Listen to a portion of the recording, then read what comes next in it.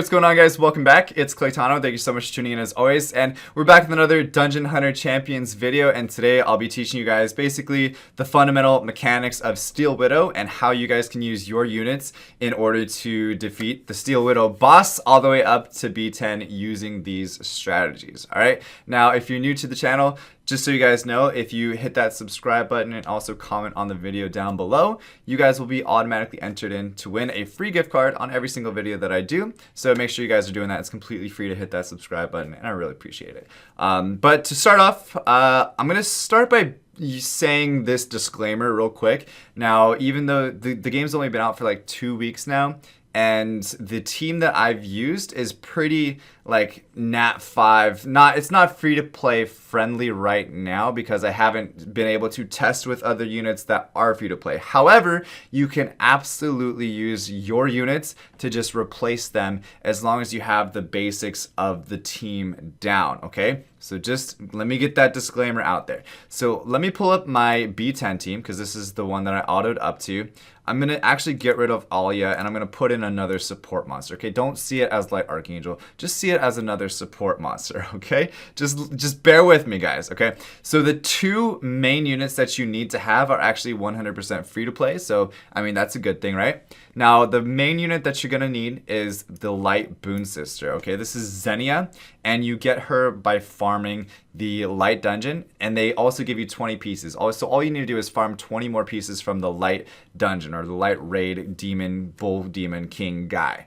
Now, if you haven't got her, you'll have to wait until she comes back around, I think on Saturday or Sunday or whenever it's open, and farm her. She's definitely worth the time invested into it. And for me, I put her as the #1 unit that you need to have in Dungeon Hunter Champions. So make sure you guys get her. Okay, now I'll go over her gear here in a little bit as well, but there is also another unit that I want to make sure you guys are using as well, which is a 2-star support unit that you can find from common discs, from drops from the scenario. You could also get it in the black market, and it's definitely worth building as well because you need to have this unit on your team. Okay, so to go over the reason why you guys need these two units is because the boss is going to put up a invincibility or immunity buff. It's going to put up one of those two. I think after B8, then it starts putting up that invincibility buff instead of an immunity buff.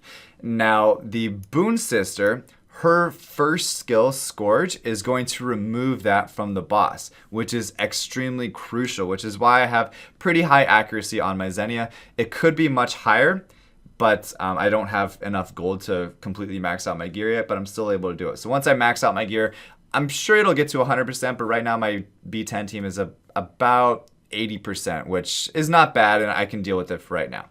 So 40%, as much accuracy as you can, because you want to make sure that you're hitting that Scourge, and then also you lower defense with Erosion, which is her basic attack. Now, Wave of Celerity, this is what sets her apart from the Fire Boon Sister, and it reduces the cooldown skills of everybody that the wave touches, and that's going to help out your support units for keeping your main damage dealer alive, and we'll go over that here in a second as well. And it's also based on her max HP, so you want to make sure you're building her as tanky as possible, or as much HP as possible, and as much accuracy as possible. And that's about it, okay? It's really easy. Torrential Strike, this isn't as much needed. It's mainly these two skills that you're going to be using a lot of. And then this is just kind of a nice bonus that comes with Xenia. Now for Zircon, the boss is going to be putting either damage over time or ongoing damage onto you, making you bleed. He's also going to put like a couple other debuffs.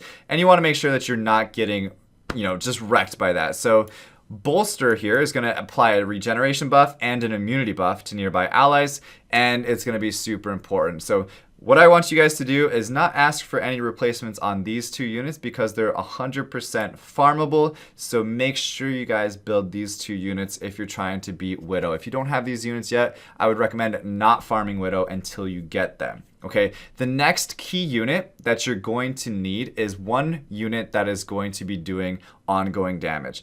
It is absolutely necessary. So for me, I got lucky enough and I was able to summon the light snake lady, Jacques Su, and she can be replaced with really any unit that puts on dots. You can replace her with a water snake lady if you wanted to. You can replace her with a fire snake lady if you wanted to. Even though water snake lady would help you out in both the widow and the elder drake, but you know, they all work just the same. You could also replace them with like your scanned warlords that do dots on meat grinder and stuff like that. So there's really so many different units that do dots. Even the light hag and some other units like that, they all do dots. You just need one unit that can do dots, and that is the main purpose of that unit. Okay, so if you were looking for a replacement for snake lady, just replace it with a unit that could do dots. That's it. And then the rest of the units that you bring are just trying to keep this unit alive. That's it. So for me, I have some pretty decent archangels here. Don't be afraid because they're archangels, but you just want units that can keep them alive. So if you have units that do defense buffs, healing, invincibility, whatever it might be, bring those with you, because whenever the boss is going to do his lightning thing or his like full screen laser, it goes through and then comes back out and then comes up from the bottom and completely, you know, destroys your team. You need to make sure you're surviving that as best as possible. And if there's a unit that's not surviving, boost up their HP and defense if you can, okay? So what I'm gonna do now, I'm gonna go ahead and click battle, and we're gonna get into the fight, and then after that, I'll show you guys the exact gear that I use on them, and we'll go from there. So I'll talk a little bit about it though as we go along, okay? All right, so as we get into the fight here, there's gonna be a couple things that I'm gonna talk about, and it's gonna be really important, so make sure you guys are kind of paying attention during this part, so that way you guys don't miss anything, but if you do, the great thing about it is it's a video and you guys can just kind of rewind and go over it again. Now, for the waves here, it's going to be a little bit slower. I'll probably clear it all the waves and get to the boss by about 1:30 into it. And you can see the time up here at the top right as we go through it, because I only have really one damage dealer. That is my my Jacques Sue right here, the light snake lady.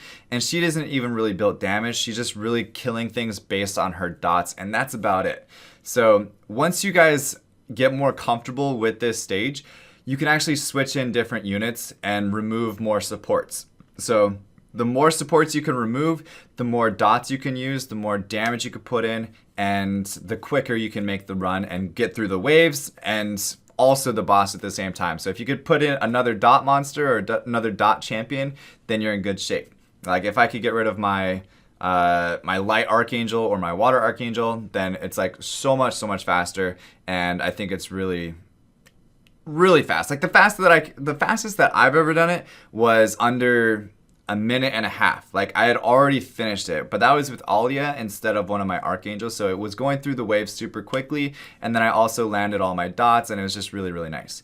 But accuracy is going to be super key here, because if you look at my Xenia, she needs to remove that invincibility and the shield every single time first try.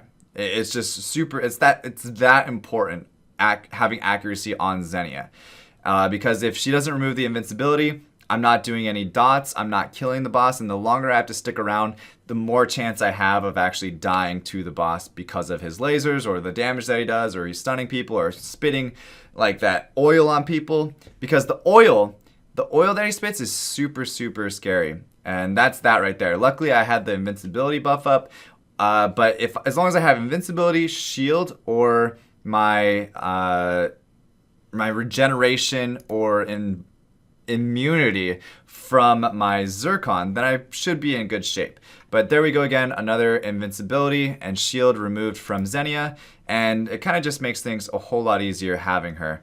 And I'll show you guys, like I said, the gear afterwards, but as you can see, the boss is going down pretty easily as long as I can keep my Jacques Sue alive, and as long as she's putting on the dots, as long as I'm surviving those lasers, then I'm in good shape. But just keep in mind, guys, if you get hit by the laser and a unit dies, it's more likely to continuously doing the laser over and over again until it completely clears out your team. So as long as you have your team kind of near max HP, it's gonna be more resilient for you. It's gonna be more like, okay, like once it senses blood, it's gonna keep going and it's gonna kill you, and it's not fun. It's actually very humiliating, unfortunately. I'm gonna go ahead and sell that, and then I'm gonna go back to my champion box now, so that way you guys can see what kind of stats I'm working with here. Now, as far as the gear, I actually farmed B7 for a really long time, and this strategy works for all the different dungeons, okay? So all the different levels of the dungeons, it's the same thing. As long as you're removing the immunity or the invincibility with your Xenia, putting on the dots with your dot unit, and then keeping your dot unit alive, that's basically it. Now, the faster you can make it, the more supports you can remove from it, the faster your run's gonna be. And as far as my Xenia, I have her built on Adept. Okay, now she's on Adept. Even though she says it's supposed to be on Vital, I think it's better to be on Adept so that way she can use her removal more often, and she can also lower cooldowns more often with her 2 skills here. And then I also have my Zircon on Adept as well. Like I said, this is why I farmed B7. So B7 you can do without having Adept on everybody. B6 you could do without having Adept on everybody. B3, 4, everything down from really 7 you can do without having Adept on everybody with this same strategy. All right, so same thing. I have defense, HP. They're not even maxed out, so if you guys max them out, you'll probably have a much better success. HP accuracy, and then going over to my Jacques Su. Again, just make sure she stays alive. She doesn't even need to do damage. She doesn't need to have like super high attack or super high crit rate, crit damage. That doesn't matter. All you're doing is damage over time using her ongoing damage. So I have her built super tanky as well, which is HP, defense, and HP. And she stays alive pretty well as long as she has a couple buffs on her. And then for my 2 Archangels, I mean, these are, like I said, they don't really die.